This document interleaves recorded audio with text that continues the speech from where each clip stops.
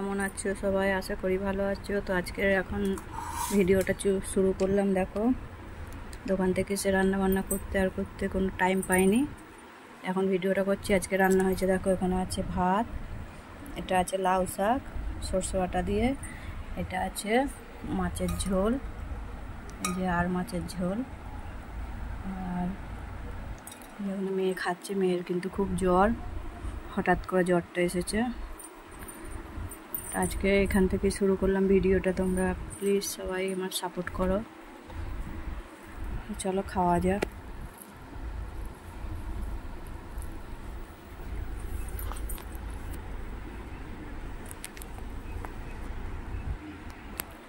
দোকান থেকে এলাম, এসে রান্না বান্না করে সমস্ত কাজকর্ম করে পুজো টুজো দিয়ে এখন খেতে বসছি।